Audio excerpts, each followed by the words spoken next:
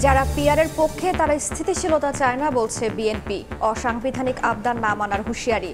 প্রতিবেশী দেশের হস্তক্ষেপকে বড় চ্যালেঞ্জ হিসেবে দেখছে জামায়াত।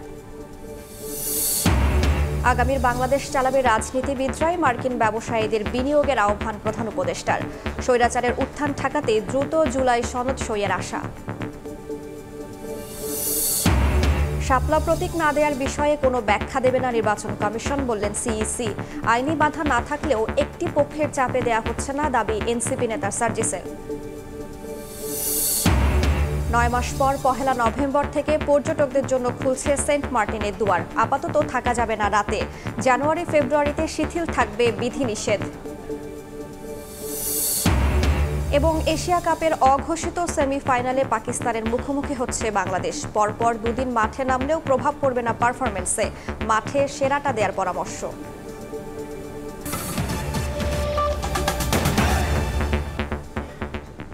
সময় সংবাদের সঙ্গে আছি আমি রাইসা জান্নাত। যারা পিআর পদ্ধতিতে নির্বাচন চায় তারা দেশে স্থিতিশীলতা চায় না বলে মন্তব্য করেছেন বিএনপির স্থায়ী কমিটির সদস্য সালাহউদ্দিন আহমদ। বলেন, পিআর হচ্ছে পার্মানেন্ট রেস্টলেসনেস, তাই শেখ হাসিনার মতো আরেকটি ফ্যাসিস্ট সরকার তৈরি হবে। অসাংবিধানিক আবদার না মানার হুঁশিয়ারিও দেন সালাহউদ্দিন। দলের আরেক নেতা ডাক্তার AZM জাহিদ হোসেন বলেছেন, কয়েক সপ্তাহের মধ্যে দেশে ফিরে গণতন্ত্র পুনরুদ্ধারে নেতৃত্ব দেবেন তারেক রহমান। শিগগিরই দলীয় মনোনয়ন চূড়ান্ত হবে বলেও জানান তিনি। মনে হয় কখনো আমি ঢাকা বিশ্ববিদ্যালয়ে আইন পড়তাম। সংখ্যানুপাতিক বা পিআর পদ্ধতিতে নির্বাচন নিয়ে ভিন্ন ভিন্ন মত রয়েছে রাজনৈতিক দলগুলোর মধ্যে। সংসদের নিম্নকক্ষে বা উচ্চকক্ষে কেউ বা উভয় পক্ষে, কেউ আবার চান প্রচলিত সংসদীয় পদ্ধতিতেই হোক আগামীর জাতীয় নির্বাচন।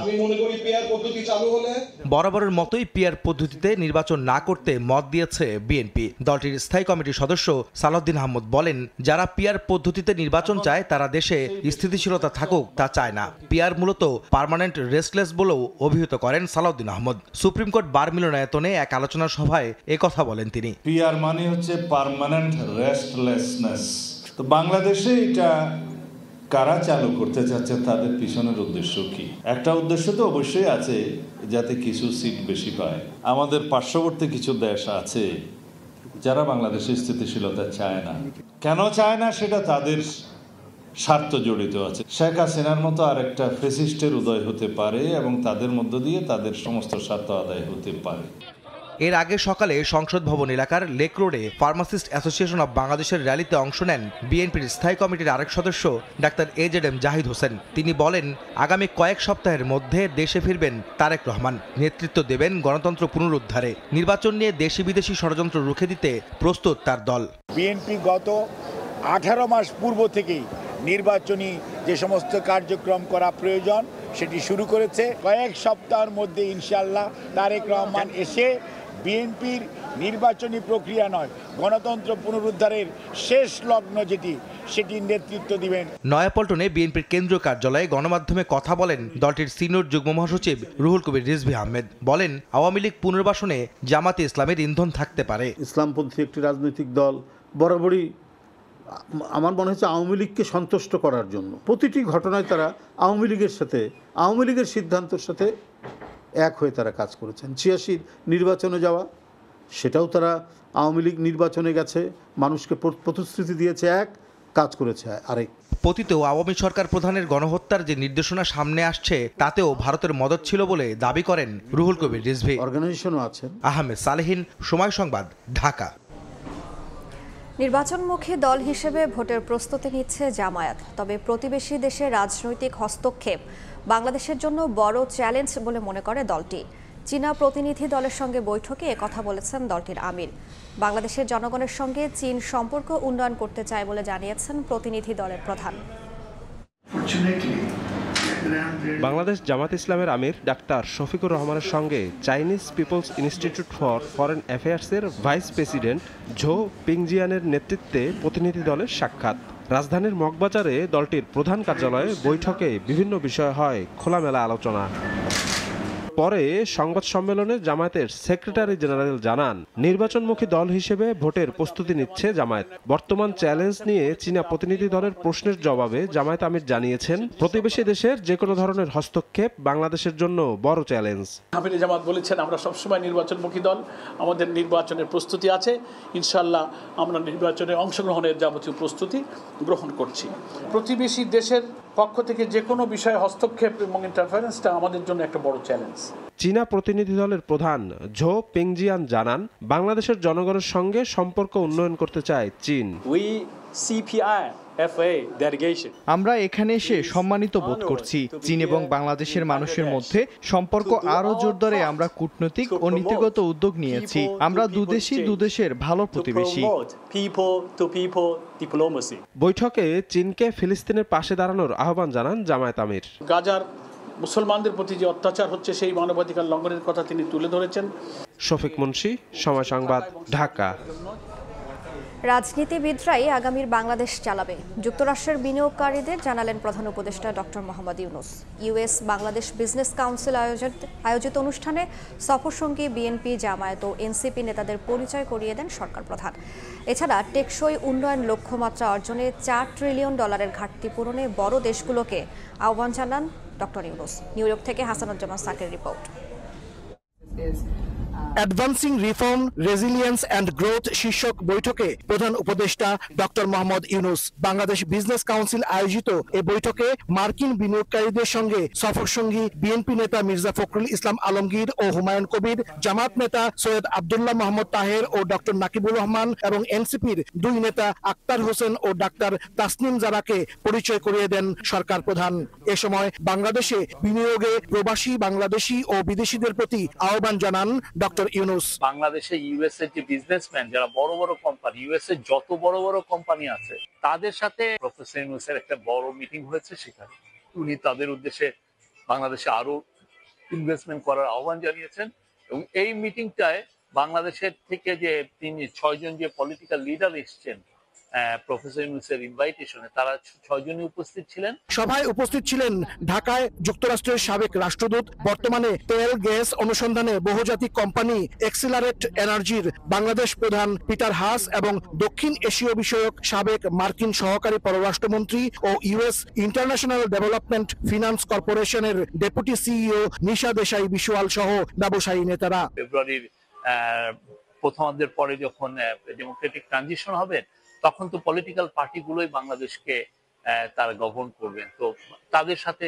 একটা এই বিজনেস কমিউনিটির, ইউএস এর বিজনেস কমিউনিটির যাতে আরো জানাশোনা হয় সে বিষয়ে উনি আরো ইন্ট্রোডিউস করিয়ে দিয়েছেন। এর আগে জাতিসংঘ সাধারণ পরিষদে টেকসই উন্নয়ন নিয়ে প্রথম দ্বিবার্ষিক শীর্ষ সম্মেলনে যোগ দেন প্রধান উপদেষ্টা ডক্টর মোহাম্মদ ইউনূস। বলেন, বৈশ্বিক উন্নয়ন লক্ষ্যমাত্রার অর্থায়নের প্রতিশ্রুতি বাস্তবায়নে $4 ট্রিলিয়ন বিনিয়োগের ঘাটতি মেটাতে হবে। জলবায়ুর ক্ষতিকারক প্রভাব ও বিশ্বব্যাপী অর্থনৈতিক অস্থিরতার মধ্যেও বাংলাদেশ 13 লাখ রোহিঙ্গাকে আশ্রয় দিয়েছে উল্লেখ করে বিশ্ব নেতাদের পাশে থাকার আহ্বান জানান ডক্টর ইউনূস। পরে প্রাথমিক স্বাস্থ্যসেবা নিয়ে উচ্চ পর্যায়ের ওয়ার্কিং সেশনে অংশ নেন প্রধান উপদেষ্টা।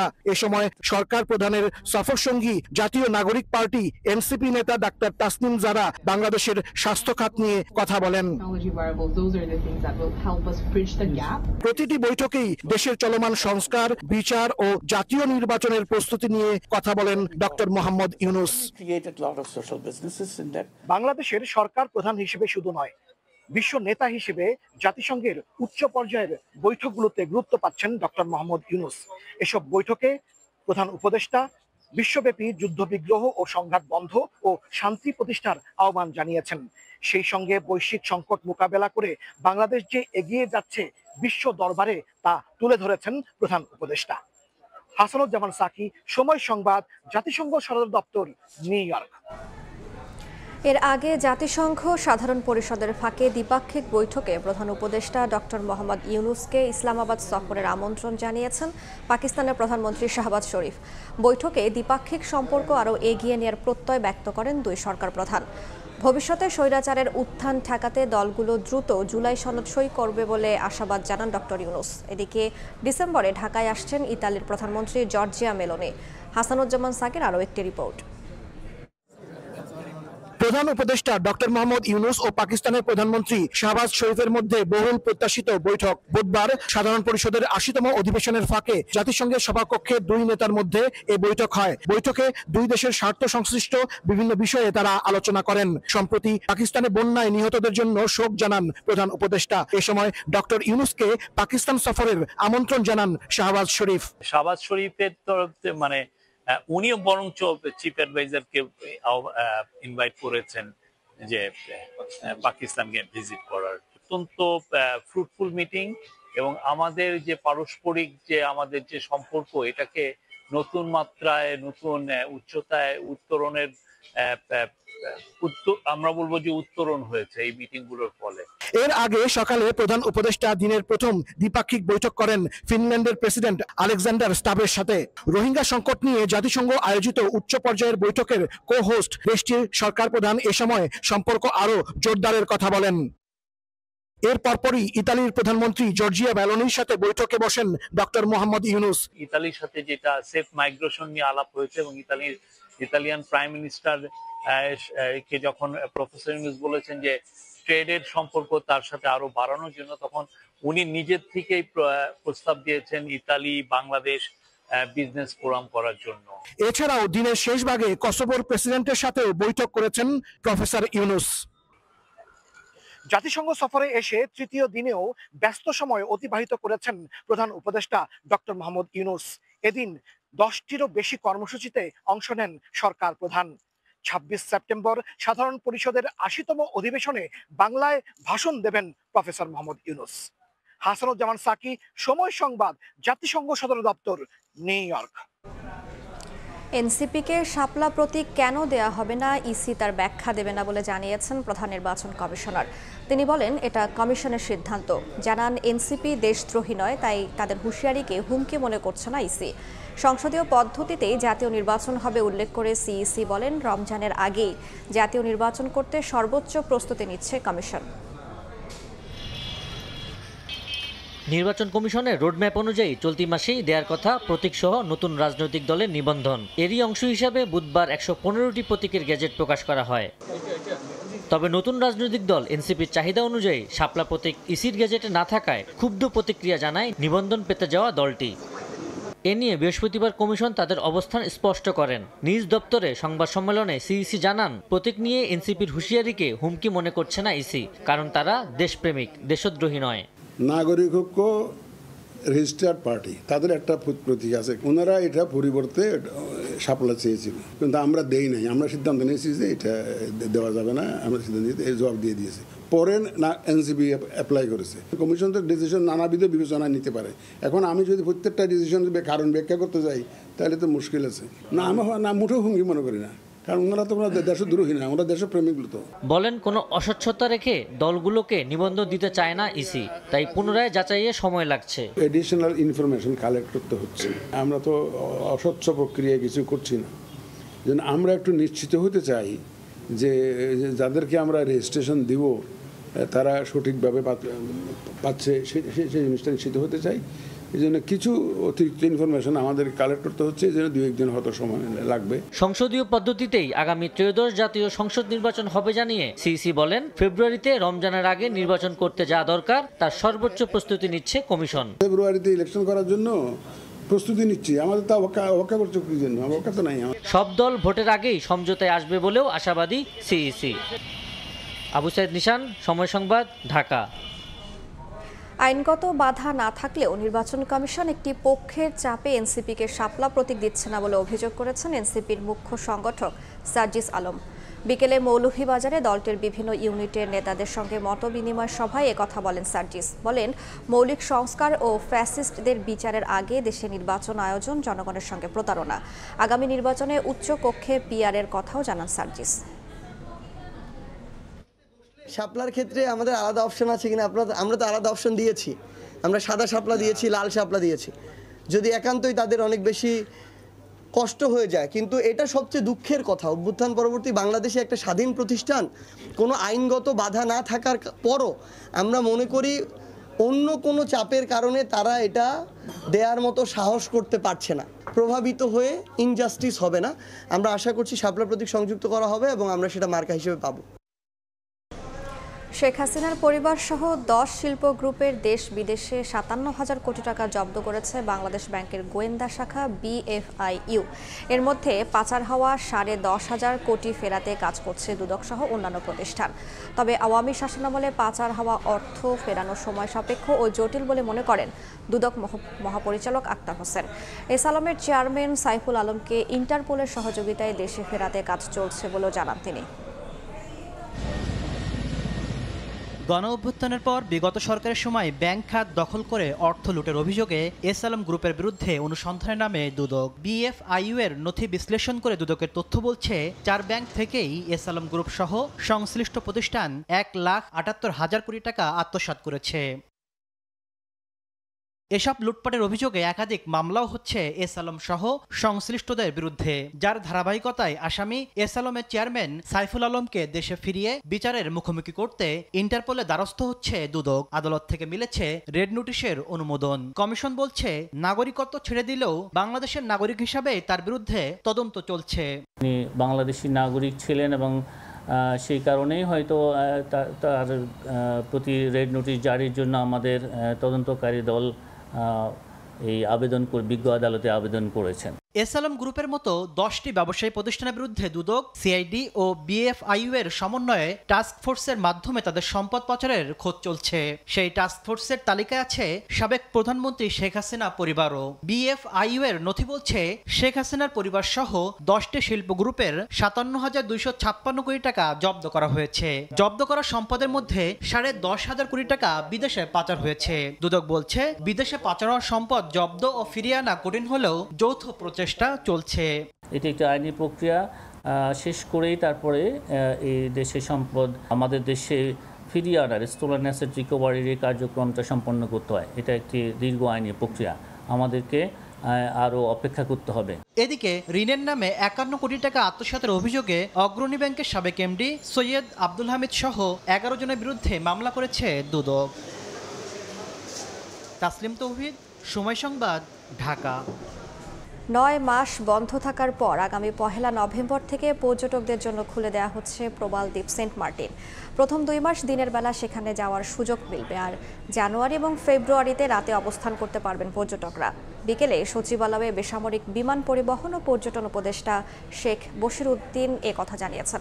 এদিকে বিদেশি নির্মাণ কোম্পানি এখনও হস্তান্তর না করায় শাহজালাল বিমানবন্দরের 3rd টার্মিনাল কবে খুলে দেওয়া হবে এ ব্যাপারে সুনির্দিষ্ট তারিখ নির্ধারণ হয়নি বলে জানান তিনি। বাংলাদেশের একমাত্র প্রবাল দ্বীপ সেন্ট মার্টিনের পরিবেশ ও জীববৈচিত্র্য রক্ষায় গত 1 ফেব্রুয়ারি থেকে পর্যটকদের যাতায়াত বন্ধ রাখে অন্তর্বর্তী সরকার। এ নিয়ে নানা মহলে চলে আলোচনা সমালোচনা। অবশেষে পর্যটকদের জন্য সেন্ট মার্টিন খুলে দেওয়ার ঘোষণা দিলেন বেসামরিক বিমান পরিবহন ও পর্যটন উপদেষ্টা শেখ বশির উদ্দিন। বিশ্ব পর্যটন দিবস উদযাপন উপলক্ষে বৃহস্পতিবার সচিবালয়ে সংবাদ সম্মেলনে উপদেষ্টা বলেন, সেন্ট মার্টিন ভ্রমণ নিয়ন্ত্রণে একটি সফটওয়্যার তৈরি করা হয়েছে। নভেম্বর থেকে 4 মাসের জন্য সেন্ট মার্টিন খুলে দেওয়া হবে। তবে শুধু জানুয়ারি এবং ফেব্রুয়ারি মাসে সেখানে রাত যাপন করতে পারবেন পর্যটকরা।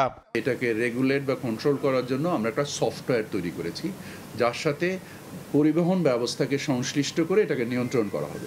বাণিজ্যের উদ্দেশ্য কখনো আমার জীববৈচিত্র্য পরিবেশের ঊর্ধ্বে না। এদিকে বিমানবন্দরের 3rd টার্মিনাল খুলে দেওয়ার সার্বিক কার্যক্রম পর্যালোচনা হচ্ছে জানিয়ে উপদেষ্টা বলেন, বিদেশি নির্মাণ কোম্পানি এখনো হস্তান্তর না করায় এটি কবে খুলে দেওয়া সম্ভব হবে সেটি নিশ্চিত নয়। আমাদের যখন একজন অপারেটর সিলেকশন হবে, এর পরের ধাপটা হচ্ছে ওরাট, অপারেশন রেডিনেস টেস্ট। সেই অপারেশন রেডিনেস টেস্টের জন্য আমাদের বেশ কয়েক মাস সময় লাগবে। আমরা জিনিসটাকে রিভিউ করছি। এখানে 21,000 কোটি টাকা বিনিয়োগ হয়েছে। এই বিনিয়োগের দায় তো আমাদেরকে গ্রহণ করছে। এখানে জাপানিজরা বিনিয়োগ করেনি, বিনিয়োগ আমরা করেছি। এই খরচ মেটানোর জন্য আমরা যত দ্রুত এটা চালু করতে পারি, এটা যে শুধু আমাদের যাত্রী পরিবহনের সেবার উন্নতিকরণ তাও না, এখানে আমাদের একটা অর্থনৈতিক স্বার্থও জড়িত।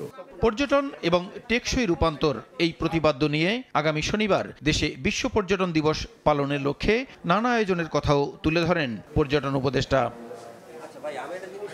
প্রসূন আশিস, সময় সংবাদ, ঢাকা। রংতুলিতে সাজছে মন্দির, ঢাকের তালে জমে উঠছে উৎসবের আমেজ। মণ্ডপ পরিদর্শনের পর সেনাবাহিনী জানিয়েছে, সনাতন ধর্মাবলম্বীদের দুর্গাপূজায় কেউ অপ্রীতিকর পরিস্থিতি তৈরির চেষ্টা করলে কঠোরভাবে দমন করা হবে, প্রয়োগ করা হবে ম্যাজিস্ট্রেসি ক্ষমতা।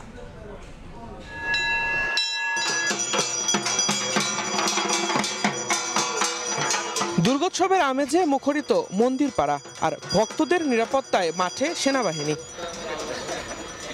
মন্দিরের প্রবেশপথ, সিসিটিভি ক্যামেরা, স্বেচ্ছাসেবকদের অবস্থান সবকিছুই খতিয়ে দেখেন সেনা সদস্যরা।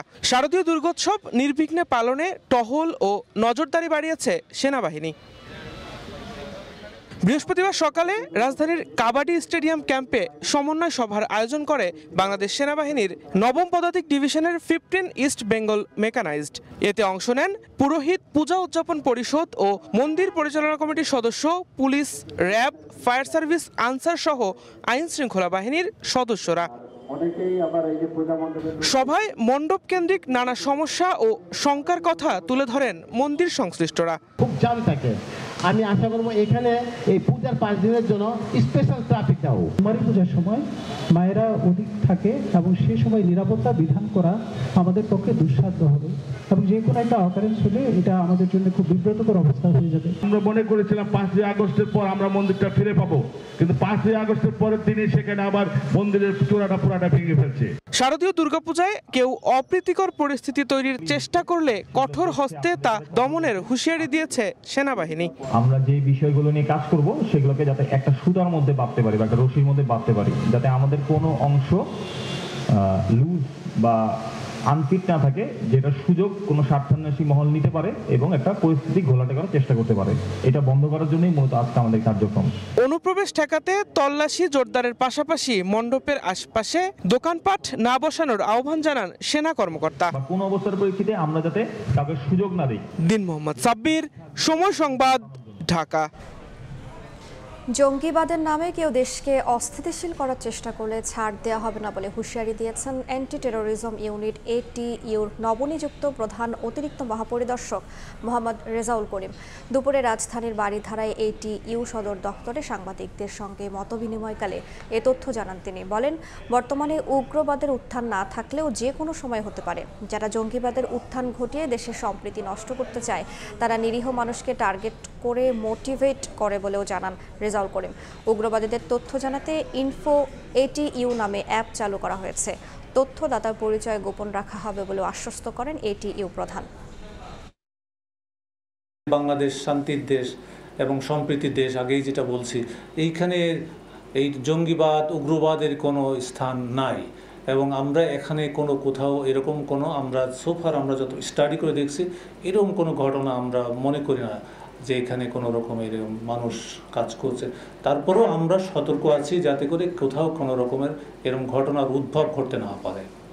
চট্টগ্রাম বিশ্ববিদ্যালয়ে কেন্দ্রীয় ছাত্র সংসদ ও হল সংসদ নির্বাচনে চূড়ান্ত প্রার্থী তালিকা প্রকাশের পর শুরু হয়েছে নির্বাচনী প্রচারণা। প্রার্থীরা শিক্ষার্থীদের জানাচ্ছেন নিজেদের ইশতেহার ও আশ্বাসের কথা। এদিকে দুর্গাপূজার ছুটিতে প্রার্থীদের প্রচারণার প্রধান মাধ্যম হয়ে উঠবে সামাজিক যোগাযোগ মাধ্যম।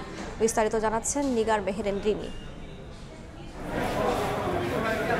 ৩৬ বছর পর চট্টগ্রাম বিশ্ববিদ্যালয়ে চাকসু নির্বাচনের আমেজ। চূড়ান্ত প্রার্থী তালিকা প্রকাশের পর প্রার্থীরা ছুটছেন শিক্ষার্থীদের দ্বারে দ্বারে।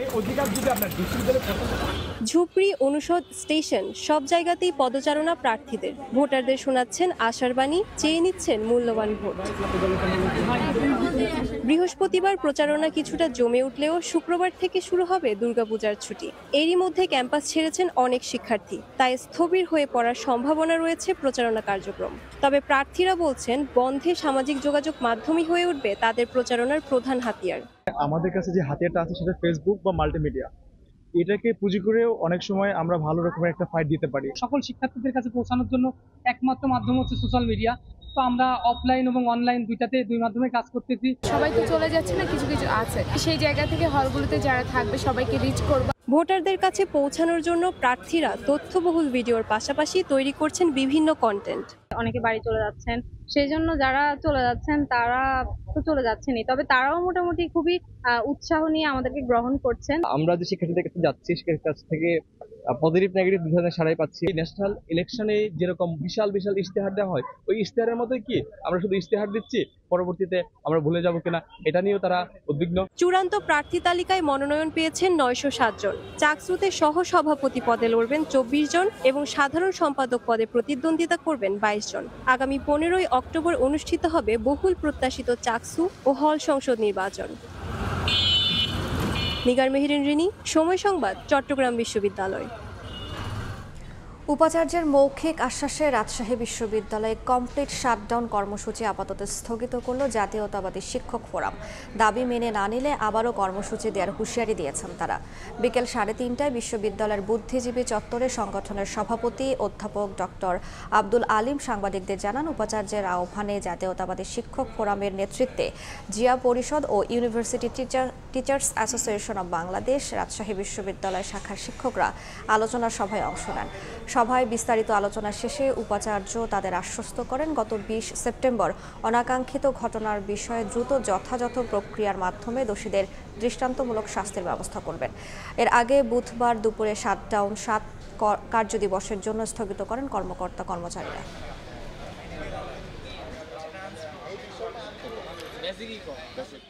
উপাচার্য মহোদয়ের মৌখিক প্রতিশ্রুতির প্রেক্ষিতে এবং রাষ্ট্র নির্বাচনের কার্যক্রম স্বাভাবিক এবং গতিশীল রাখার স্বার্থে জাতীয়তাবাদী শিক্ষক ফোরাম চলমান আন্দোলন কর্মসূচি আগামীকাল 26/9/2025 তারিখ থেকে আপাতত স্থগিত ঘোষণা করছে। বিশ্ববিদ্যালয় সচল রাখার জন্য যেভাবে একটা বোঝাপড়ার ভিতর দিয়ে যেতে হবে আর কি, এবং এই বোঝাপড়াটা খুব বেশি দরকার, কারণ বিশ্ববিদ্যালয়ে বহু ধরনের চিন্তার মানুষ আছে। সবার চিন্তার একটা যদি সম্মিলিত একটা প্রয়াস থাকে সবার চিন্তা নিয়ে, তাহলে এইটা সমাধান করাটা আমার ধারণা যে একটা সুসমাধানই আসবে আর কি। ন্যায্য প্রশিক্ষণ ভাতার দাবিতে বগুড়ায় শিল্প কারিগরি সহায়তা কেন্দ্র বিটাকের শিক্ষকদের অবরুদ্ধ করে রেখেছেন প্রশিক্ষণার্থীরা। বেলা 11টা থেকে শিক্ষার্থীরা এই অবরোধ কর্মসূচি শুরু করেন। এ সময় সেখানে কর্তব্যরত আনসার সদস্যরা বিটাকের মূল ফটক তালাবদ্ধ করে রাখেন। শিক্ষার্থীদের অভিযোগ, 3 মাস আগে শুরু হওয়া মোবাইল সার্ভিসিং, ওয়েল্ডিং সহ 6টি কোর্স শেষে আজ 120 জন শিক্ষার্থীকে 20 থেকে 25 হাজার টাকা করে প্রশিক্ষণ ভাতা দেওয়ার কথা কর্তৃপক্ষের, কিন্তু প্রশিক্ষণ শেষে শিক্ষার্থীদের মাত্র 8 থেকে 9 হাজার করে টাকা দেওয়ার প্রতিবাদে তারা এই বিক্ষোভ করেন। আগুন নেভাতে গিয়ে প্রাণ দেয়া ফায়ার ফাইটার নুরুল হুদা ময়মনসিংহের গফরগাঁওয়ে চিরনিদ্রায় শায়িত। দ্বিতীয় জানাজা শেষে দেয়া হয় গার্ড অব অনার। নিহতের পরিবারের দায়িত্ব নেওয়ার আশ্বাস ফায়ার সার্ভিস কর্মকর্তার। গার্ড অব অনার দিয়ে শেষ শ্রদ্ধা জানানো হলো দায়িত্ব পালনরত অবস্থায় প্রাণ দেয়া ফায়ার ফাইটার নুরুল হুদাকে। বৃহস্পতিবার সকালে ময়মনসিংহের গফরগাঁও উপজেলার ধামাইল গ্রামে ফায়ার ফাইটার নুরুল হুদাকে গার্ড অব অনার দেয় ফায়ার সার্ভিস। পরে জানাজা শেষে পারিবারিক কবরস্থানে দাফন করা হয় তাকে। শোকের ছায়া নেমে আসে পুরো এলাকায়। এর আগে বুধবার রাত 12টার দিকে নুরুলের মরদেহবাহী গাড়ি গ্রামের বাড়ি পৌঁছায়। এ সময় স্বজনদের আহাজারিতে ভারী হয়ে ওঠে পরিবেশ। একমাত্র উপার্জনক্ষম ব্যক্তিকে হারিয়ে দিশেহারা পরিবার। 2 ছেলে মেয়ে এবং অনাগত সন্তানকে নিয়ে অনিশ্চয়তার মুখে নুরুল হুদার অন্তঃসত্ত্বা স্ত্রী। আমার 4টা সন্তান দেওয়ার মতো কেউ নেই। পরের দিন কইছে, মা তুমি আমার সন্তান 4টা দেখো। ছেলের লাশ আমি কান্দ লইতাছি। এদিকে নিহত পরিবারের দায়িত্ব রাষ্ট্র নেবে বলে আশ্বাস দিয়েছেন ফায়ার সার্ভিস কর্মকর্তা। নুরুল হুদার স্ত্রী হিসেবে যে মর্যাদায় আসীন ছিল, যে টাকা পয়সা পেত, এর চেয়ে বেশি আগামী দিন সে চাকরি না করে গড়েতে সন্তানদের পরিচর্যা করার জন্য তার চেয়ে বেশি সে পাবে। আগে ছিল তার দায়িত্ব একটি পরিবারের, এখন রাষ্ট্র হচ্ছে তার পরিবারের দায়িত্ব নিয়েছে। ওবায়দুল হক, সময় সংবাদ, ময়মনসিংহ। ডিজিটাল ব্যাংকিংয়ের যত অপরাধ তার 90% হয় প্রথম সারির মোবাইল ব্যাংকিংয়ের মাধ্যমে। এ কারণে দ্রুত বর্ধনশীল এই খাতকে নিরাপদ করার তাগিদ ব্যাংক সংশ্লিষ্টদের। মোবাইল ও ডিজিটাল নিরাপত্তা নিশ্চিত করলে দারিদ্র্য বিমোচন ও প্রান্তিকের ক্ষমতায়ন দ্রুত সম্ভব বলে মনে করেন ব্যবসায়ীরা। 2011 সালে শুরু হওয়া মোবাইল ব্যাংকিং সার্ভিস এখন ব্যবহার করছে দেশের 54% মানুষ, আর ইন্টারনেট ব্যাংকিং করেন 44%। তবে গ্রাম ও প্রান্তিকের মানুষ অধিকাংশই এজেন্ট ব্যাংকিং এর উপর নির্ভরশীল, যাদের ডিজিটাল ব্যাংকিং এর আওতায় আনা গেলে গতি পাবে অর্থনীতি। তবে সেখানে নিরাপত্তা অন্যতম প্রশ্ন বলে মনে করে নিয়ন্ত্রক প্রতিষ্ঠান, ব্যবসায়ী ও আইনশৃঙ্খলা বাহিনী। যত ধরনের প্রতারণা হচ্ছে এর 90% হচ্ছে এই বিকাশের মাধ্যমে। কাউন্টার সিকিউরিটি এটাও কিন্তু আপনাকে দিতে হবে। আমরা বলছি অনেক সময়, যেমন বিকাশকে বলছি যে আপনি 6 মাস পর পর কাস্টমারের রিনিউ করেন, 3 মাস পর পর করেন। ডিসিসিআই আয়োজিত এক আলোচনায় নারীর ক্ষমতায়ন ও দারিদ্রতা নিরসনে মোবাইল ব্যাংকিং এর গুরুত্ব তুলে ধরেন আলোচকরা। সম্ভাবনাময় খাতটি ব্যবস্থাপনাগত ত্রুটি দূর করার পরামর্শ উঠে আসে বৈঠকে। ডিজিটাল সার্ভিসকে আরও সাশ্রয়ী করতে হবে, ফাইন্যান্সিয়াল ও ডিজিটাল লিটারেসি বাড়াতে হবে এবং কনজিউমার প্রোটেকশন ও সাইবার সিকিউরিটি শক্তিশালী করতে হবে। ব্যাংকিং সিস্টেমে যত ফ্রড হয়েছে আপনি খেয়াল করে দেখবেন ডিজিটাল ট্রানজ্যাকশনের ফ্রডের পরিমাণ অনেক কম, কিন্তু ফ্রড হয়েছে আমাদের ম্যানেজমেন্ট ফেলিয়ারের কারণে। সামষ্টিক অর্থনীতির স্বার্থে ফিনান্সিয়াল ইনক্লুশনে গুরুত্ব দেওয়া হচ্ছে জানিয়ে বাংলাদেশ ব্যাংকের নির্বাহী পরিচালক জানান, ডিজিটাল ব্যাংকিংয়ে গ্রাহকের নিরাপত্তায় ভেরিফিকেশনে এনআইডির পরীক্ষার সুযোগ থাকতে হবে, এতে করের হারও বাড়বে। এই যে মার্চেন্ট যারা ছোট ছোট বিজনেস করেন, তাদের কোনো ফাইন্যান্সিয়াল ইনক্লুশন, তাদের কোনো স্মার্ট ডিজিটাল কিছু নাই, তারা ক্যাশ ইউজ করে কেন? ট্যাক্স ফাঁকি দেওয়ার জন্য। সত্যি কথা বলতেছি আর কি। এই জিনিসটা অ্যাড্রেস করতে হবে। এছাড়া সরকার ও নিয়ন্ত্রক প্রতিষ্ঠানগুলোকে একসঙ্গে কাজ করার পাশাপাশি ব্যাংকগুলোর প্রযুক্তি নিরাপত্তা বাড়ানোর উপর জোর দেন আলোচকরা। Huge trust deficit. Selia Sultana, সময় সংবাদ, ঢাকা। সাভারের আশুলিয়ায় নাসা গ্রুপের 16টি কারখানা বন্ধ ঘোষণার দ্বিতীয় দিনে শ্রমিক অসন্তোষের জেরে আইনশৃঙ্খলা বাহিনীর অতিরিক্ত সদস্য মোতায়েন করা হয়েছে। সকাল থেকে আশুলিয়া শিল্পাঞ্চলে থমথমে পরিস্থিতি বিরাজ করছে। বিভিন্ন কারখানার সাধারণ শ্রমিকদের কাজে যোগ দিতে বাধা দেওয়ার অভিযোগে 2 শ্রমিককে আটক করে যৌথ বাহিনী। এ সময় বাধা প্রদানকারী শ্রমিকদের বুঝিয়ে বিভিন্ন রাস্তা ও গলি থেকে সরিয়ে দেয় আইনশৃঙ্খলা বাহিনী। এছাড়াও শিল্পাঞ্চলের নরসিংহপুর, নিশ্চিন্তপুর সহ 1.5 কিলোমিটার এলাকা জুড়ে সতর্ক অবস্থানে আছে আইনশৃঙ্খলা বাহিনী।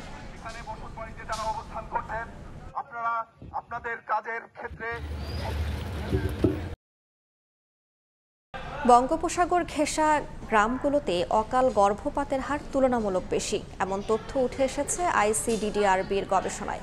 লোনা পানির সঙ্গে বসবাসী এই মৃত্যুহারের মূল কারণ বলে জানান গবেষকরা। একে তো লবণাক্ত পানির আধিক্য, তার ওপর বিরূপ আবহাওয়া, 2 মিলে বেশি ঝুঁকিতে শিশু ও নারীরা।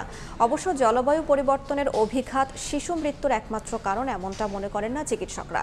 চকরিয়া উপজেলা ঘুরে আয়েশা সিদ্দিক সামিয়ার রিপোর্ট, ক্যামেরায় ছিলেন খলিলুর রহমান।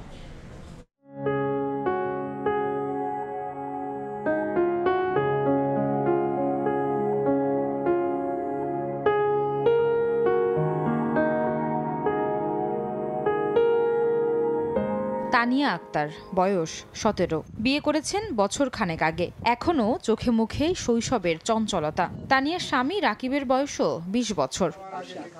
বিয়ের বছর খানেকের মাথায় সন্তান সম্ভবা হন তানিয়া। তবে গর্ভের বাচ্চা পৃথিবীর আলো দেখার সুযোগ পায়নি। 3 মাস হতে না হতেই ঘরেই মৃত সন্তান প্রসব করেন তানিয়া। শুরু থেকেই ডাক্তারের কাছে যায়নি সে। সেই ঘটনার পর আবারও গর্ভধারণ করেছে সে। তবে এবার শুরু থেকেই চিকিৎসকের তত্ত্বাবধানে আছেন তিনি। প্রয়োজনীয় ঔষধের পাশাপাশি খাবার গ্রহণেও নিচ্ছেন বাড়তি সতর্কতা। ডাক্তার দেখাছিলাম, চিকিৎসা করছিলাম, তো এটা আছে। আগেটার সময় ডাক্তারই দেখাননি? না, অনেক কষ্ট। আগে তো বুঝি নাই কি হতে পারে, তো আমি জানি না। কক্সবাজারের সমুদ্রে ঘেঁষা চকরিয়া উপজেলার গ্রাম ফাইল্লাপাড়ার বাসিন্দা তারা। এই গ্রামের বাসিন্দাদের বছর জুড়েই বসবাস নোনা পানির সঙ্গে। আইসিডিডিআরবির গবেষণা বলছে এই অঞ্চলে শিশু মৃত্যুর অন্যতম কারণ নোনা পানি। দেশে যেখানে 1000 শিশুর মধ্যে বিভিন্ন কারণে মৃত্যু হয় 45 জনের, সেখানে এই চকরিয়া উপজেলায় এই শিশুর মৃত্যুহার 60। আইসিডিডিআরবির এক গবেষণায় উঠে এসেছে এমনই সব তথ্য। বিশেষজ্ঞরা মনে করেন আবহাওয়ার পরিবর্তনের ফলে ঘটছে এসব অনাকাঙ্ক্ষিত মৃত্যু। স্যালাইনটির কারণে যদি মারা এখানে আপনার প্রেগনেন্সি পিরিয়ডে যদি আপনার বেশি পরিমাণ লবণ খায়, তাহলে গ্যাস্ট্রেশনাল হাইপারটেনশনের কারণে মিসক্যারেজ হতে পারে। তবে চিকিৎসকরা অবশ্য ভিন্ন কথা বলছেন। আরও গবেষণায় আসতে হবে আসলে লবণটা সরাসরি কিভাবে এফেক্ট ফেলতেছে। তবে গর্ভাবস্থায় ফলিক অ্যাসিড ডেফিসিয়েন্সি হলে কিন্তু বাচ্চা জন্মগত ত্রুটি হয়। এছাড়াও কিন্তু ভাইরাস আছে, আনকন্ট্রোল ডায়াবেটিস আছে, আনকন্ট্রোল থাইরয়েডের সমস্যা আছে এবং কিছু ব্যাকটেরিয়াও আছে, যেটা অ্যাবর্শনে আপনাকে মডিফাই করে। সংশ্লিষ্টরা বলছেন জলবায়ু বা প্রকৃতির উপর সরাসরি মানুষের কোনো হাত নেই, তবে সচেতন থাকলে অনেক বিপদ এড়ানো সম্ভব। তাই জলবায়ু পরিবর্তনের অভিঘাত ঠেকাতে যেমন কাজ করতে হবে সরকার ও রাষ্ট্রকে, তেমনি পারিবারিক পর্যায়েও নিতে হবে বাড়তি নজরদারি। আয়েশা সিদ্দিক, সামিয়া, সময় সংবাদ, চকরিয়া, কক্সবাজার। কাঁচা পাটকে শর্তযুক্ত রপ্তানি পণ্যের তালিকায় অন্তর্ভুক্ত করায় বিপাকে পড়েছেন খুলনা অঞ্চলের পাট রপ্তানিকারক ব্যবসায়ী ও শ্রমিকরা। এছাড়া প্রায় ৩ মাস ধরে স্থলবন্দর দিয়ে বন্ধ রয়েছে ভারতে এই পণ্যের রপ্তানি। এই অঞ্চল থেকে রপ্তানি পুরোপুরি বন্ধ হয়ে যাওয়ার শঙ্কায় ব্যবসায়ীরা, আর কর্মহীন হয়ে পড়ার ঝুঁকিতে শ্রমিকরা। নিয়ামুল হোসেন কচির তোলা ছবিতে আব্দুল্লাহ আল মামুন রুবেলের প্রতিবেদন। খুলনার দৌলতপুরের পাট গোডাউনগুলোতে শ্রমিকদের কর্মব্যস্ত থাকার কথা থাকলেও এখানে শুনশান নীরবতা। রপ্তানিকারকরা কৃষকের কাছ থেকে পাট ক্রয় করে জমা করলেও তা দিনের পর দিন গোডাউনে এভাবেই পড়ে থাকছে। কাঁচা পাটকে শর্তযুক্ত রফতানি পণ্যের তালিকাভুক্ত করে গত ৮ সেপ্টেম্বর পরিপত্র জারি করে বাণিজ্য মন্ত্রণালয়। রফতানিকারকরা বলছেন, মন্ত্রণালয়ের অনুমতি নিয়ে শর্ত সাপেক্ষে কাঁচা পাট রফতানি বাস্তবে অসম্ভব। খুলনার রফতানি উন্নয়ন ব্যুরোর তথ্য বলছে একই কথা। গত ১৫ দিনে কাঁচা পাট রফতানির জন্য কোনো সার্টিফিকেট ইস্যু হয়নি এই দফতর থেকে। এছাড়া গত ২৭ জুন থেকে স্থলবন্দর দিয়ে বন্ধ রয়েছে ভারতে কাঁচা পাট রফতানি। এতে গত ৩ মাসে আগের ৩ মাসের তুলনায় কাঁচা পাট রফতানি কম হয়েছে ৮০%-এরও বেশি। এখন পুরোপুরি রফতানি বন্ধ হয়ে যাওয়ার শঙ্কায় রফতানিকারকরা। ১,০০০ টনের ইনকোয়ারি আছে, হয়তো তারা ২০০ টনের অনুমোদন দিল। তাতে করে আমাদের একটা বড় ধরনের ব্যাঘাত হচ্ছে রপ্তানির ক্ষেত্রে। পাটের সেক্টরের উপরে বাংলাদেশ অর্থনীতি দাঁড় করানো সম্ভব যদি আমরা অল স্টেক হোল্ডার একটা টেবিলে বসতে পারি। রফতানি না থাকায় খুলনার দৌলতপুরের অধিকাংশ পাট গোডাউনে কাজ নেই শ্রমিকদের। এ অঞ্চলের ২০টি রফতানিকারক প্রতিষ্ঠানের প্রায় ১০,০০০ শ্রমিক পুরোপুরি বেকার হয়ে যাওয়ার শঙ্কায়। সম্প্রতি সরকারের এই সিদ্ধান্তের প্রতিবাদে সড়কে আন্দোলনও করেন তারা। কিছুদিন আগে যে কাজ হচ্ছে তার ৪ আনা কাজ এখন আসছে, তাতে আমাকে অবস্থা খুব ভালো না, আমাকে খুব দুর্দিন যাচ্ছে। আমরা চাই কাজ হোক, শিপমেন্ট হোক, ব্যবসা করুক মালিকরা, তারা আমদানি করুক, রপ্তানি করুক, আমরা কাজ করে খাইয়ে বাঁচতে চাই। এই রপ্তানি বন্ধ হলে হাজার হাজার শ্রমিক আছে এখানে, তাদের সঙ্গে তাদের পরিবার আছে, লক্ষ লক্ষ লোক না খেয়ে থাকবে, তারা খুব অসুবিধার মধ্যে আছে। শ্রমিক, কর্মচারী, দৌলতপুরবাসী সহ খুলনাবাসীর পক্ষ থেকে আমরা বলবো যে কোনো মূল্যে কাঁচা পাট রপ্তানি চালু করা হোক। যদিও রফতানি উন্নয়ন ব্যুরোর দাবি, অনুমতি নিয়ে রফতানির সুযোগ এখনো রয়েছে। সাময়িক সময়ের পর ফের আগের অবস্থায় যাবে বলেও আশা করেন এই কর্মকর্তা। এই বিষয়ে আমার মনে হয় খুব বেশি উদ্বিগ্ন হওয়ার কোনো কারণ আছে বলে আমি মনে করছি না। র ম্যাটেরিয়াল এটা দীর্ঘ সময়ের জন্য শর্তযুক্ত থাকার কোনো সুযোগ নাই। নির্দিষ্ট সময় পরে এটা মন্ত্রণালয়ের সিদ্ধান্ত অনুযায়ী অবশ্যই এটাকে আবার শর্তহীন করা হবে, এবং আমি যেটুকু দেখেছি ইতিপূর্বে সেটা হয়ে থাকে নরমালি। সবশেষ ৩ মাসে খুলনা অঞ্চল থেকে কাঁচা পাট রফতানিতে আয় হয়েছে $৪২ লাখ, যেখানে আগের ৩ মাসে এ খাতে আয় হয়েছিল $৩,৬৬,০০০। আব্দুল্লাহ আল মামুন রুবেল, সময় সংবাদ, খুলনা। দেখে নেব আজকের বাতাসের মান সূচক। বায়ুমান বিষয়ক সংস্থা IQR এর সূচক অনুযায়ী বাংলাদেশে এখনকার বাতাসের মান: ঢাকা বিভাগের বায়ুর মান ৭২, যা সন্তোষজনক, বাতাসের আর্দ্রতা ৬০%। চট্টগ্রাম বিভাগে বায়ুর মান ৫৫, এটিও সন্তোষজনক, বাতাসের আর্দ্রতা ৮০। রাজশাহী বিভাগে বায়ুমান ৭৭, যা সন্তোষজনক, আর্দ্রতা ৫২। সিলেট বিভাগে বায়ুর মান ৭৫, এটি সন্তোষজনক, বাতাসের আর্দ্রতা ৫৫%। খুলনা বিভাগের বায়ুমান ৭১, যা সন্তোষজনক, বাতাসের আর্দ্রতা ৬৭। বরিশাল বিভাগে বায়ুর মান ৫৪, এটিও সন্তোষজনক, আর্দ্রতা ৬১। রংপুর বিভাগের বায়ুমান ৭১, যা সন্তোষজনক, বাতাসের আর্দ্রতা ৫৫। ময়মনসিংহ বিভাগের বায়ুর মান ৬৭, এটিও সন্তোষজনক, বাতাসের আর্দ্রতা ৫৩%। সারা দেশে বায়ুর মান সবচেয়ে ভালো বরিশালে ৫৪ আর সবচেয়ে খারাপ রাজশাহীতে ৭৭। দেশের বাইরের খবর। প্রায় ৬ দশক পর জাতিসংঘে দেয়া ভাষণে ফিলিস্তিনিদের প্রতি সমর্থন ব্যক্ত করলেন সিরিয়ার প্রেসিডেন্ট আহমেদ আল সারা। দ্রুত সংঘাত বন্ধ করে দ্বিরাষ্ট্র বাস্তবায়নের আহ্বান জানান তিনি। এদিকে গাজায় হত্যাযজ্ঞ বন্ধের আহ্বান জানিয়েছেন স্পেনের রাজা ফেলিপে। নিরাপত্তা পরিষদ সংস্কারের আহ্বান জানিয়েছেন জাপানের প্রধানমন্ত্রী।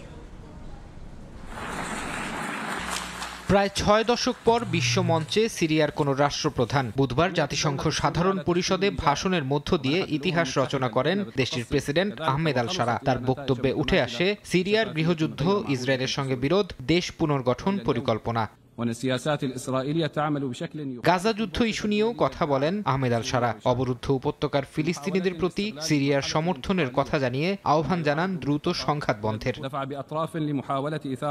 সিরিয়া ইসরায়েল বিরোধের প্রসঙ্গ টেনে সারা বলেন তার সরকার 1974 সালে তেল আবিবের সঙ্গে শান্তি ও সীমানা ইস্যুতে হওয়া চুক্তি মানতে প্রতিশ্রুতিবদ্ধ। সিরিয়ার পরিবর্তনশীল সময়ের সুযোগ নিয়ে ইসরায়েল নতুন করে সংঘাত সৃষ্টির চেষ্টা করছে, যা এই অঞ্চলকে খাদের কিনারায় নিয়ে যেতে পারে বলেও সতর্ক করেন সারা। জাতিসংঘ সাধারণ সভায় গাজায় চলমান হত্যাযজ্ঞ বন্ধের আহ্বান জানান স্পেনের রাজা ফেলিপে। ইসরায়েলি হামলায় হাসপাতাল, স্কুল ও আশ্রয় কেন্দ্র ক্ষতিগ্রস্ত হওয়ায় দুঃখ প্রকাশ করেন তিনি। বলেন এগুলো মানবিক বিবেকের বিরুদ্ধে এবং আন্তর্জাতিক সম্প্রদায়কে লজ্জিত করে। তিনি দ্রুত দুই রাষ্ট্র সমাধান, ন্যায্য ও স্থায়ী আঞ্চলিক শান্তির জন্য আন্তর্জাতিক সম্প্রদায়ের দায়িত্বশীলতার উপর গুরুত্ব দেন। জাতিসংঘ সাধারণ সভায় নিরাপত্তা পরিষদের সংস্কারের আহ্বান জানিয়েছেন জাপানের প্রধানমন্ত্রী শিগেরু ইশিবা। তিনি বলেন স্থায়ী সদস্যদের ভেটো ক্ষমতার কারণে নিরাপত্তা পরিষদ কার্যকরভাবে কাজ করতে পারছে না। ইশিবা বলেন নিরাপত্তা পরিষদের স্থায়ী ও অস্থায়ী সদস্য সংখ্যা বৃদ্ধি, নতুন স্থায়ী সদস্যদের ভেটো ক্ষমতা 15 বছর স্থগিত রাখা এবং পরিষদকে আরও প্রতিনিধিত্বশীল করা জরুরি। ফরহাদ চৌধুরী, সময় সংবাদ। এশিয়া কাপের খবর। অলিখিত সেমিফাইনালে কিছুক্ষণ পর পাকিস্তানের মুখোমুখি হবে বাংলাদেশ। ইনজুরির কারণে এই ম্যাচেও অধিনায়ক লিটন দাসের খেলা নিয়ে আছে সংশয়। এই মুহূর্তে দুবাই আন্তর্জাতিক ক্রিকেট স্টেডিয়ামে আছেন রিপোর্টার সাব্বির মিথুন। বাংলাদেশ দলের সবশেষ খবর জানতে সরাসরি যোগ দিচ্ছি তার সঙ্গে। সাব্বির, আমি এই মুহূর্তে অবস্থান করছি দুবাই ইন্টারন্যাশনাল স্টেডিয়ামে এবং যেমনটা আপনারা জানেন বাংলাদেশের আজকে একটা ডু অর ডাই ম্যাচ এবং অলিখিত সেমিফাইনাল, এবং সেই সেমিফাইনালে এই টুর্নামেন্টে প্রথমবারের মতো পাকিস্তানের বিপক্ষে মুখোমুখি হবে লিটন কুমার দাসের দল। এবং লিটন কুমারের নাম বললাম কারণ এই প্লেয়ার সবশেষ ম্যাচে না খেলতে পারলেও আজকে তার খেলার সম্ভাবনা অনেক বেশি। বাংলাদেশ চাইবে তাদের পূর্ণ শক্তির দল নিয়ে খেলতে এবং গতকালকে 2-1 ক্রিকেটারকে আসলে বসানো হয়েছিল এমন একটা ইন্টেনশন নিয়ে, যাতে পাকিস্তানের বিপক্ষে যে 18 ঘন্টার ব্যবধানে যে একটা ম্যাচ রয়েছে এই তীব্র গরমে, সেই ম্যাচে যেন তারা একটা ফ্রেশ কয়েকজন প্লেয়ারকে পায়। এবং টিম ম্যানেজমেন্ট আসলে সেই ডিসিশনের প্রতি এখনও সমর্থন জানাচ্ছে এবং তারা মনে করছে যে এটা আসলে বাংলাদেশের জন্য ভালো হবে, কারণ ভারতের বিপক্ষে বাংলাদেশ দল আন্ডারডগ হয়ে নেমেছিল। গতকালকে যতটুকু সম্ভাবনা ছিল তার থেকে আজকে অনেক বেশি ভালো সম্ভাবনা। পাকিস্তান দল খুব একটা ভালো মোমেন্টে বা রিদমে নেই, সেই হিসেবে পাকিস্তানের ম্যাচটাকেই তারা টার্গেট করেছিল এবং সেজন্যই আসলে আজকে তারা বেশ কয়েকটা পরিবর্তন আনতে পারে। লিটন কুমার দাস অধিনায়কত্বে ফিরলে তার সাথে আরও কয়েকজন প্লেয়ারকে আমরা দেখতে পারি। শেখ মেহেদিকে হয়তো দেখা যাবে, কারণ দুবাইয়ের আজকে 5 নম্বর উইকেটে যে খেলা হবে সেখানে আসলে স্পিনাররা একটু বাড়তি অ্যাডভান্টেজ পেতে পারে। গতকালকের মতন ব্যাটিং উইকেট হবে না, সেক্ষেত্রে শেখ মেহেদিকে আবারও স্কোয়াডে 11-এ দেখা যেতে পারে, তাসকিন আহমেদকে দেখা যেতে পারে, সাইফুদ্দিনকে বসানো হবে। অবশ্যম্ভাবী এটা একটা সিদ্ধান্ত হবে, কারণ গতকালকে তার লাস্ট ওভারটা বাদ দিলে আসলে তেমন কিছু করতে পারেনি, ব্যাট হাতেও পুরোপুরি ফ্লপ ছিল। সো বাংলাদেশ দল আসলে চাইবে তাদের বোলিং ইউনিটটাতে একটু শক্তিমত্তা বাড়াতে। সেক্ষেত্রে একটা পেসার তাসকিন আহমেদ হতে পারেন তাদের জন্য ভালো একটা অপশন। তাসকিন ছাড়াও লিটন কুমার দাস খেললে মিডল অর্ডারে গতকালকে যে ক্রাইসিসটা ছিল সেই ক্রাইসিসটা হয়তো একটু হলেও দূর হবে। এছাড়াও আসলে ওপেনিং জুটিতে আবারও পরিবর্তন এনে সাইফকে হয়তো ওপেনিংয়ে দেখা, সাইফ এবং তানজিদ তামিমের ওপেনিং জুটি যেটা ওইটা থাকবে, ইমনকে আসলে সরিয়ে দিয়ে লিটন 3 নম্বরে খেলবে। এবং সব মিলিয়ে বলা যায় যে বাংলাদেশ দলের সামনে আসলে জয় ভিন্ন কোনো ধরনের পথ খোলা নেই। গতকালকে বাংলাদেশ দল তাদের বোলিং ইউনিটটা আসলে ভালো কিছু করলেও ব্যাটিংয়ে যে ধরনের পারফরমেন্স করেছে তা আসলে চিন্তার কারণ, এবং আজকে সেখান থেকে ঘুরে দাঁড়াতে হলে বাংলাদেশ দলকে আসলে ভালো ক্রিকেট খেলতে হবে। তার পাশাপাশি টসটাও আসলে গুরুত্বপূর্ণ। গতকালকে টস জিতেও বাংলাদেশ রান তারা করতে পারেনি, তবে পাকিস্তানের বিপক্ষে বাংলাদেশ দল চাইবে যে তাদেরকে আগে ব্যাটিংয়ে পাঠানোর পরে এই মাঠে যেখানে আসলে রান চেজিংটা খুব বেশি সহজ, সেই রান চেজিংয়ের সিদ্ধান্তটা নিতে, এবং তাহলে কিন্তু বাংলাদেশের কাজ কিছুটা সহজ হয়ে যাবে। এবং পাকিস্তান দলের কথা যদি আমি বলি, পাকিস্তান দল ভারতের কাছে 2 ম্যাচে 2টোতেই হেরেছে। এছাড়াও আসলে ওমানের এগেনস্টে তারা আসলে খুব একটা ভালো ক্রিকেট খেলতে পারেনি। শ্রীলঙ্কার সাথেও আসলে বোলিংটা ভালো করলেও তাদের মিডল অর্ডারের উপর ভর করে আসলে তারা ম্যাচটা জিতেছে। সব মিলিয়ে পাকিস্তান দল এই ম্যাচে বাংলাদেশ থেকে পিছিয়ে থাকবে এমনটাই আসলে সবাই মনে করছে। ক্রিকেট বিশ্লেষক থেকে শুরু করে সবাই আসলে মনে করছে যে পাকিস্তান দল থেকে বাংলাদেশ দল এই ম্যাচে ফেভারিট এবং তাদের আসলে জয়ের সম্ভাবনা বেশি। তবে ক্রিকেট যেহেতু একটা অনিশ্চয়তার খেলা, বাংলাদেশ দলকে আসলে মাঠে ভালো ক্রিকেট খেলেই সেই প্রমাণটা দিতে হবে। তাদের অনুপ্রেরণা যোগাতে পারে সবশেষ বাইলেটারাল সিরিজ জয়ের যে স্মৃতিটা রয়েছে, বাংলাদেশ ঘরের মাঠে আসলে পাকিস্তানকে হারায়, সেই স্মৃতিটা আসলে কাজে লাগাতে চাবে। তবে আমি যদি বাংলাদেশ দলের পক্ষে সবকিছু না যায় এবং বাংলাদেশ যদি আজকে ম্যাচটা হেরে যায়, তাহলে কিন্তু এশিয়া কাপে 41 বছরের ইতিহাসে প্রথমবারের মতো ভারত পাকিস্তানের ফাইনাল দেখা যেতে পারে। আমার কাছে দুবাই থেকে বাংলাদেশ পাকিস্তান ম্যাচের আগে এই ছিল সবশেষ। দুবাই ইন্টারন্যাশনাল স্টেডিয়াম থেকে যুক্ত হয়েছিলেন সহকর্মী সাব্বির মিথুন। সবাই সংবাদের শীর্ষ সংবাদগুলো জানিয়ে দিচ্ছে আরও একবার। যারা পিআরের পক্ষে তারা স্থিতিশীলতা চায় না বলছে বিএনপি। অসাংবিধানিক চাওয়া না মানার হুঁশিয়ারি। প্রতিবেশী দেশের হস্তক্ষেপকে বড় চ্যালেঞ্জ হিসেবে দেখছে জামায়াত। আগামীর বাংলাদেশ চালাবে রাজনীতিবিদরাই, মার্কিন ব্যবসায়ীদের বিনিয়োগের আহ্বান প্রধান উপদেষ্টার। স্বৈরাচারের উত্থান ঠেকাতে দ্রুত জুলাই সনদ সইয়ের আশা। এবং শাপলা প্রতীক না দেওয়ার বিষয়ে কোনো ব্যাখ্যা দেবে না নির্বাচন কমিশন, বললেন সিইসি। আইনি বাধা না থাকলেও একটি পক্ষের চাপে দেয়া হচ্ছে না, দাবি এনসিপি নেতা সার্জিসের।